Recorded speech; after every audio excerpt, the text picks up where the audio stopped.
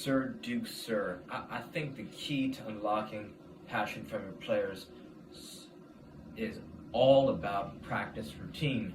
Because if you create a practice routine that follows a pattern that players can anticipate and expect every practice, and you bring the most energy, right? If you are the most energetic person at your practice and the most encouraging, then they will have no choice. If you run a very fun, very challenging practice, they're going to have no choice but to raise the level of training, right? Their competition is going to rise, and if your competition, your inter-team competition is higher than any competition you face in your league, then chances are you're going to do very well.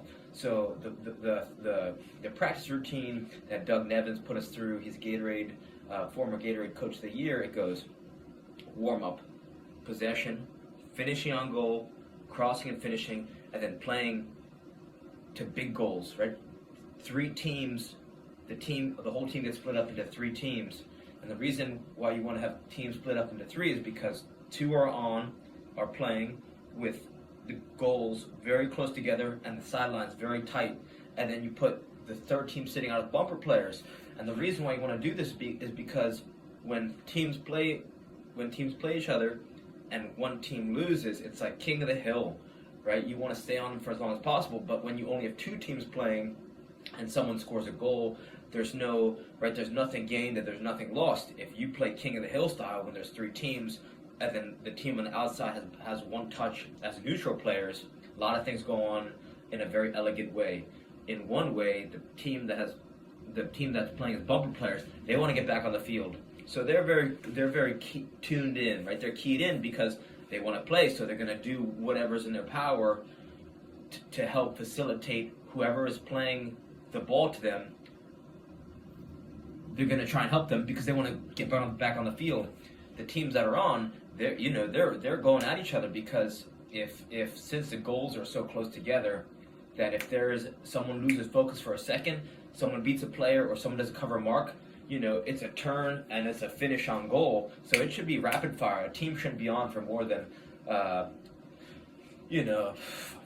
2 to 3 to 4 minutes, and sometimes it's even shorter than that, right? Someone gets an open shot, they have a nice move, they beat a player, and then it's shots on goal.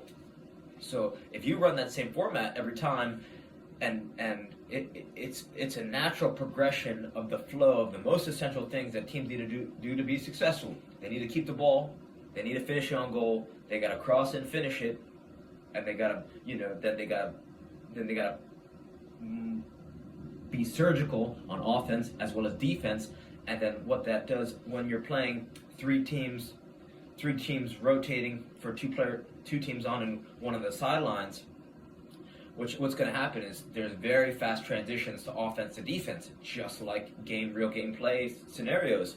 So, and what also happens is that when you end every practice on a high note of playing to big goals, it's just so much fun, right? You just look forward to it. So, and you want to cut practice a little bit early so that they're filled with this energy and this memory of having a lot of fun and practice being very, exciting. And you want that in their mind the next time they come to practice, because then they're raring to go. They know the format of practice: possession, finishing on goal, crossing and finishing, and then playing to big goals. And you could rotate different possession games. You could do 2-team possession. You could do 2-team possession. Start limiting the touch count. Two touches with 1 on the takeover. You could do 2-team possession playing through gates. You put gates with small cones, like a couple gates around the field, and players got to connect passes through the gates to score a point, or to get to 4 or 5 passes connected to score a point.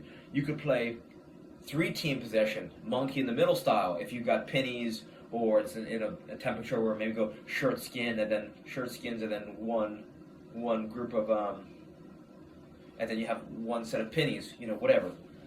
So that's how you can mix up the possession games. For finishing on goal, you could start finishing from you could start from the middle, or you could start from the side, or you could start from the other side, or you could do volleys finishing on goal, or you could do finishing on goal on the ground, and then you go to volleys, 5 minutes of finishing on the side netting, and then 5 minutes of volleys.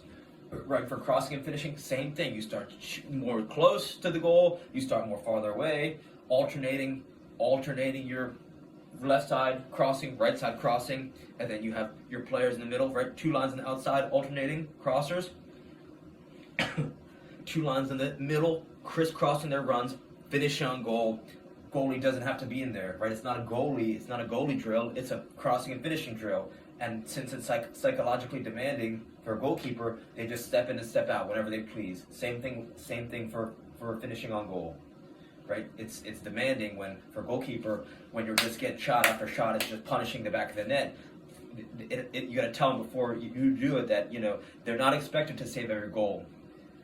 They just got to put in their best effort, right? So if you run that every practice, I promise you, you're going to raise the passion of the current passionate players, and then you're going to lift the passion of the players who are so passionate.